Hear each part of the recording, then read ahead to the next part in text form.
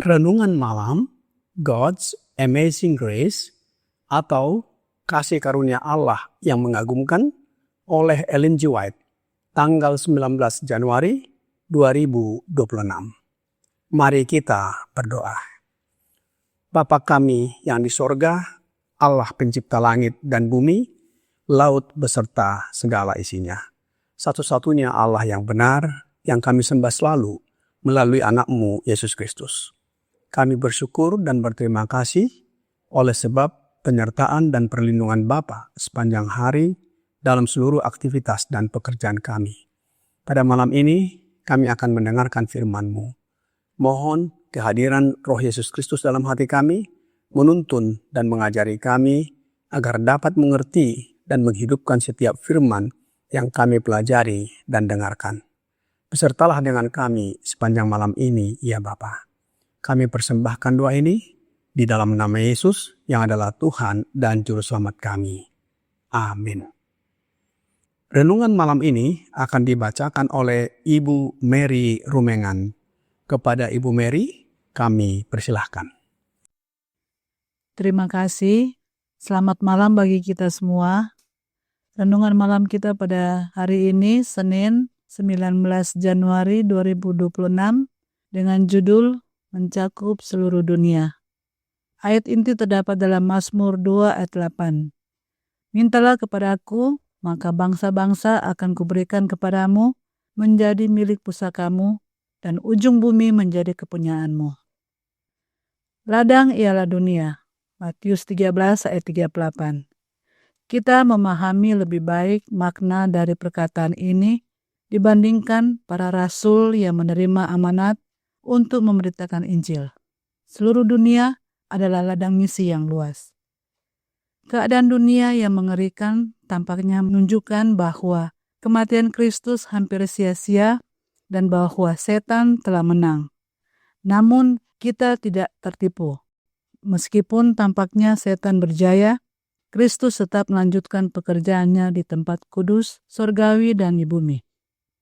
Pekabaran peringatan yang hikmat dan suci harus disampaikan di ladang-ladang yang paling sulit dan di kota-kota yang paling berdosa, di setiap tempat di mana terang dari pekabaran Injil 3 malaikat belum bersinar. Setiap orang harus mendengar panggilan terakhir untuk menghadiri perjamuan kawin anak domba. Dari kota ke kota, dari negeri ke negeri, pekabaran kebenaran masa kini harus diberitakan bukan dengan kemegahan lahiriah, tetapi dengan kuasa roh. Sebelum manusia dapat menjadi bagian dari kerajaan Kristus, karakternya harus dimurnikan dari dosa dan dikuduskan oleh kasih karunia Kristus. Kristus rindu untuk menyatakan kasih karunia-Nya dan memeteraikan karakter serta gambarnya atas seluruh dunia. Ia pernah ditawari kerajaan-kerajaan dunia oleh Dia yang memberontak di sorga untuk memberikan penghormatannya kepada prinsip-prinsip kejahatan, tetapi Ia datang untuk mendirikan kerajaan kebenaran, dan Ia tidak mau dibeli. Ia tidak akan meninggalkan tujuannya. Bumi ini adalah warisan yang telah ditebusnya, dan Ia menghendaki agar manusia menjadi bebas, murni, dan kudus. Meskipun setan bekerja melalui alat-alat manusia untuk menghalangi tujuan Kristus, masih ada kemenangan yang akan dicapai melalui darah yang telah dicurahkan bagi dunia, yang akan membawa kemuliaan bagi Allah dan bagi anak domba. Kerajaannya akan meluas dan mencakup seluruh dunia. Kristus tidak akan puas sampai kemenangan itu sempurna. Tetapi sesudah kesusahan jiwanya, Ia akan melihat terang dan menjadi puas. Maka orang akan takut kepada nama Tuhan di tempat matahari terbit. Yesaya 53 ayat 11, Yesaya 59 ayat 19. Demikianlah bacaan renungan malam kita pada hari ini. Tuhan Yesus memberkati.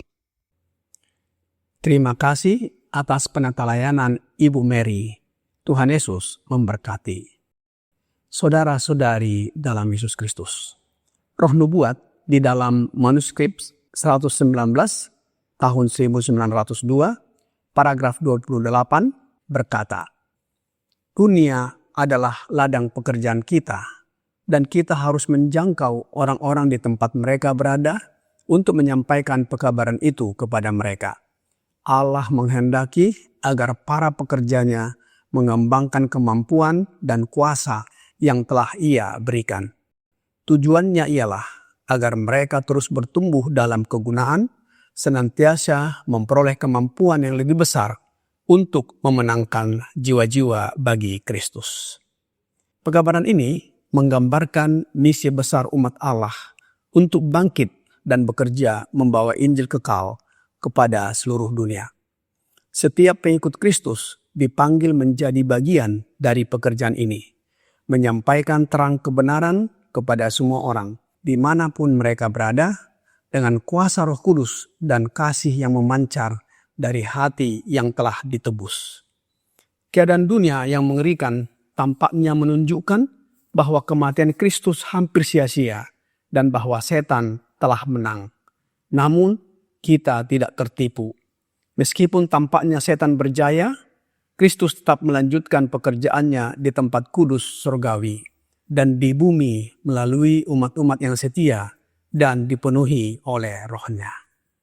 Dalam renungan malam ini, God's Amazing Grace, halaman 27, paragraf 2, berkata, pekabaran peringatan yang hikmat dan suci harus disampaikan di ladang-ladang yang paling sulit dan di kota-kota yang paling berdosa. Di setiap tempat di mana terang dari pekabaran Injil 3 malaikat belum bersinar. Setiap orang harus mendengar panggilan terakhir untuk menghadiri perjamuan kawin anak domba. Dari kota ke kota, dari negeri ke negeri, pekabaran kebenaran masa kini harus diberitakan, bukan dengan kemegahan lahiriah, tetapi dengan kuasa Roh. Kutipan ini mengingatkan pentingnya menyampaikan pekabaran 3 malaikat di akhir zaman ini, yaitu panggilan untuk bertobat, menyembah Allah satu-satunya yang benar, dan meninggalkan dosa.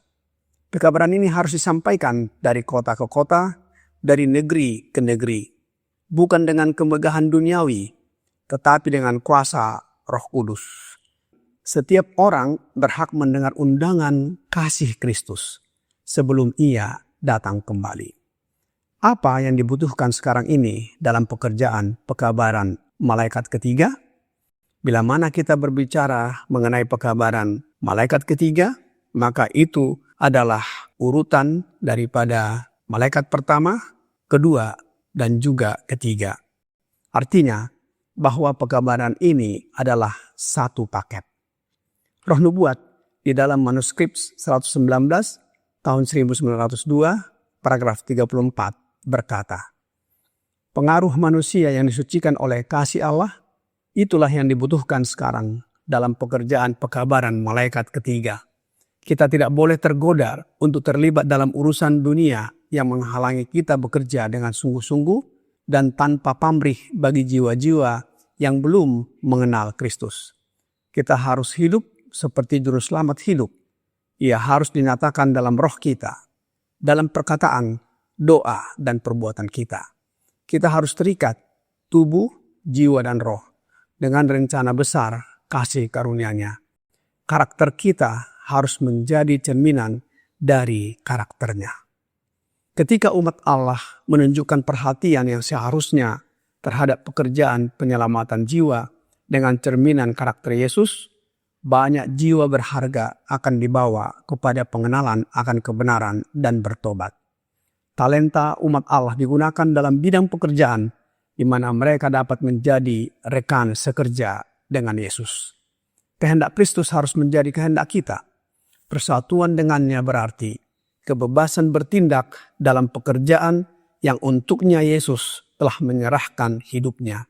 Segala sesuatu yang menghalangi kita untuk kemajuan pekerjaan ini harus disingkirkan. Bila mana cerminan karakter Yesus terpantul dari umat-umatnya, maka firman Tuhan dalam Yesaya 43 ayat 10 sampai 12 digenapi. Kamu inilah saksi-saksiku, demikianlah firman Tuhan. Dan hambaku yang telah kupilih, supaya kamu tahu dan percaya kepadaku dan mengerti bahwa aku tetap Dia. Sebelum aku tidak ada Allah dibentuk, dan sesudah aku tidak akan ada lagi. Akulah Tuhan dan tidak ada juru selamat selain daripadaku. Akulah yang memberitahukan penyelamatan dan mengabarkan, dan bukannya Allah asing yang ada di antaramu.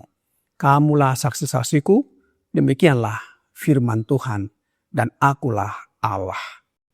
Saudara-saudari dalam Yesus Kristus, setiap orang yang menerima Yesus tinggal di dalam hatinya oleh Roh-Nya, dipanggil untuk menjadi terang bagi dunia, yang mengabarkan pekabaran 3 malaikat untuk menyerukan dengan nyaring bahwa satu-satunya Allah yang disembah, dimuliakan adalah Allah Bapa. Agama sejati harus menguduskan kehidupan sehari-hari, menampakkan diri dalam setiap urusan pekerjaan dan dalam semua hubungan sosial kita.